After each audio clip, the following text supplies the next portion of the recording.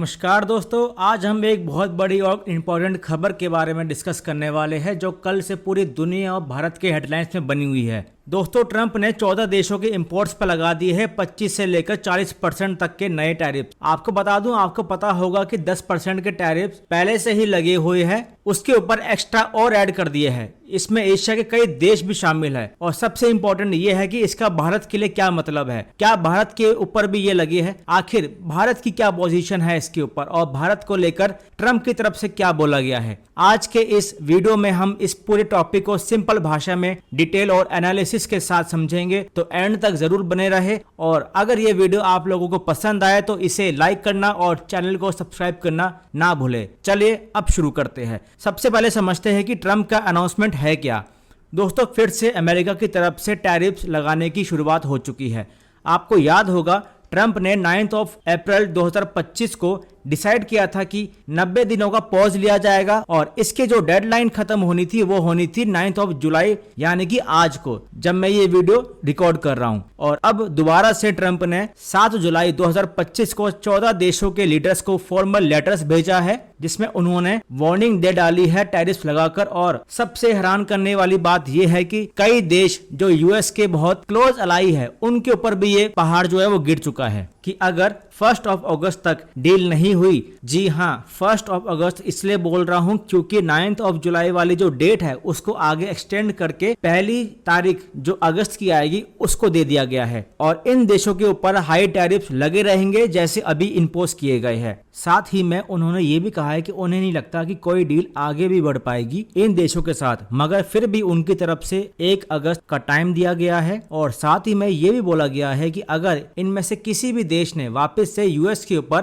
Tariff लगाए तो उतने ही टैरिफ और लगाए जाएंगे इन देशों के ऊपर। और अगर कुछ लोग ये पूछे कि टैरिफ्स होते क्या है, देखिए, टैरिफ्स मतलब होता है कि टैक्स लगाना जो यूएस किसी फॉरेन प्रोडक्ट पर लगाता है ताकि वो प्रोडक्ट यूएस में महंगे हो जाए। फिर सवाल ये आता है कि 14 देश कौन कौन से हैं जिनके ऊपर ये टैरिफ लगाए गए हैं। सबसे पहले देखते हैं कि जापान और साउथ कोरिया, इन दोनों के ऊपर 25% का टैरिफ लगाया गया है। और साथ ही में अगर आप 10% का और जोड़ दो जो पहले से ही इन लोगों के ऊपर लगे हुए हैं, तो ये बन जाता है 35%।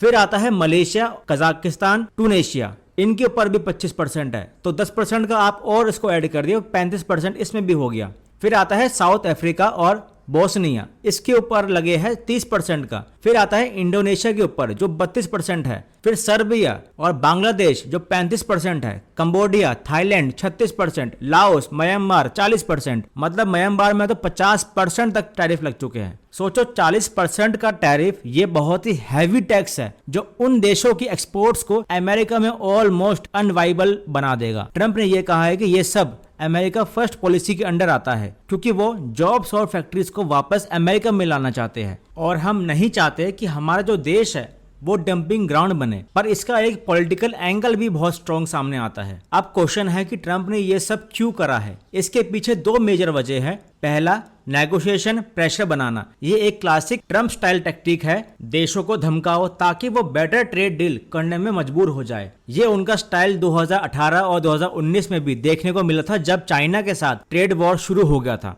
दूसरा, डोमेस्टिक पॉलिटिक्स। अब क्या है कि अब अमेरिका में मिड टर्म इलेक्शंस का समय बहुत ही नजदीक आने वाला है। ट्रंप अपने वोटर्स को दिखाना चाहते हैं कि उनका जो पूरा फोकस है वो अमेरिकन जॉब्स और मैन्युफैक्चरिंग पे होगा।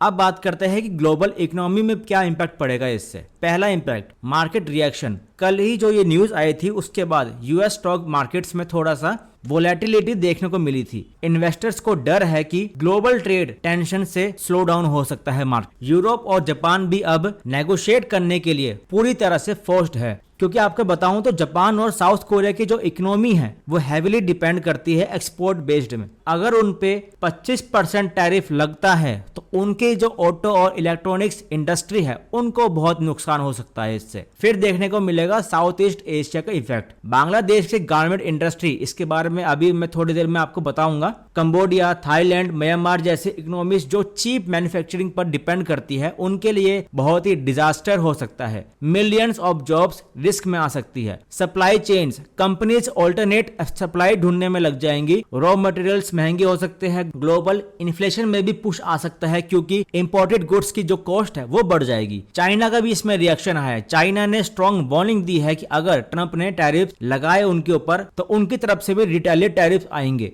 अब हम आते हैं बांग्लादेश पर, और अगर आप ये सोच रहे हैं कि बांग्लादेश पर टैरिफ लगने से हमको क्या, हमारी जो इकोनॉमी अलग है उन लोगों से, तो देखिए हमें इंपैक्ट पड़ेगा उनसे। आप देखो तो जो भी भारत में टेक्सटाइल मैन्युफैक्चरर्स है जो ज्यादातर एक्सपोर्ट करते हैं, उन सभी के शेयर्स 15% से उठे हुए हैं कल से। और भारतीय कंपनी इसके पास बहुत ही अच्छी अपॉर्चुनिटी है, क्योंकि देखिए बांग्लादेश हमसे ज्यादा एक्सपोर्ट किया करता था यूरोप के कई देशों को और प्राइमरीली यूएस को भी। उनका जो मेन एक्सपोर्ट बिजनेस भी है या फिर था वो टेक्सटाइल के ऊपर डिपेंड किया करते थे, जो अब धीरे धीरे बहुत कम हो जाएगा क्योंकि अब वो मार्केट भारत के पास जा रही है। और भारत के पास इंपैक्ट और एक ये होने वाला है कि बांग्लादेश पूरी तरह से अब रेडिकल हो चुका है, क्योंकि मोहम्मद यूनस के शासनकाल में या तो डायरेक्ट और या फिर इनडायरेक्टली बांग्लादेश से जुड़े जितने भी बॉर्डर्स है उन पर असर आपको देखने को जरूर मिलेगा आने वाले समय में, चाहे वो इलीगल माइग्रेंट्स का हो या फिर वहां से आने वाले आतंकवाद से हो, क्योंकि बहुत ही तेजी से वहां के लोगों के पास नौकरियां होगी नहीं और इनकी जो ग्रोथ रेट भी है वो काफी लो हो गई है। और बांग्लादेश की ऐसे ही हालत अगर रहती है तो ये लोग पाकिस्तान के इकोनॉमी से भी नीचे आ जाएंगे। और बांग्लादेश अब ये ऑफर कर रहा है यूएस को कि वो लोग अब 0 ड्यूटी लगा सकते हैं अगर ट्रंप ये टैरिफ वापस ले लेते हैं तो।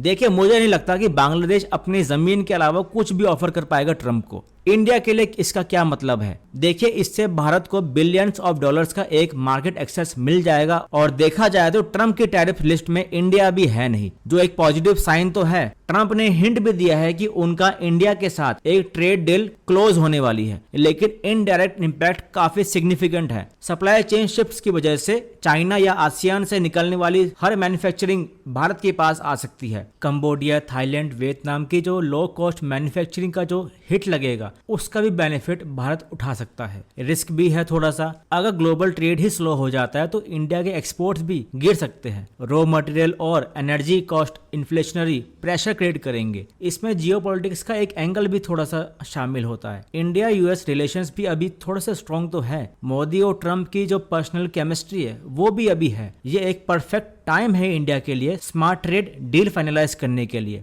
Market access, tariff concessions, supply chain investment सब नेगोशिएट करने का एक मौका है इंडिया के लिए। इसलिए इंडिया के लिए ये सिचुएशन एक डबल एज स्वॉर्ड की तरह है। रिस्क भी है, पर अभी सही स्ट्रेटेजी बनाई तो ये एक गोल्डन अपॉर्चुनिटी बन सकती है। मगर खबर ये भी है कि ट्रंप ने ये भी बोला है कि वो फार्मा इंडस्ट्री में और कॉपर में भी अब टैरिफ लगाने का सोच रहा है, जिससे ना सिर्फ भारत को प्रभावित करेगा ये सब, बल्कि साथ ही साथ अमेरिका की जनता को भी ये सब इफेक्ट करेगा, क्योंकि भारत टॉप एक्सपोर्टर है फार्मा का यूएस में, क्योंकि यहाँ से एक्सपोर्ट करके उनको सस्ता पड़ता है एज कंपेयर अगर वो खुद की मैन्युफैक्चर से ले। तो आपको पता होगा कि अमेरिका में मेडिकल एक्सपेंसेस बहुत ज्यादा है, तो इसलिए मैं अगर कहूँ तो ये सिर्फ एक ट्रम्प की टैक्टिक्स है ताकि वो प्रेशर बिल्ड कर पाए भारत के ऊपर। और साथ ही साथ ट्रंप का ये भी कहना है कि भारत को ब्रिक्स का मेंबर के तौर पर 10% का टैरिफ भी झेलना पड़ सकता है, क्योंकि ट्रंप का ये मानना है कि जो ब्रिक्स है वो एंटी अमेरिका है। अब एक धमकी और आई है ट्रंप की तरफ से कि आज या कल 7 और देशों के ऊपर टैरिफ लगाए जाएंगे। देखना होगा कि क्या भारत उस लिस्ट में शामिल होगा या नहीं।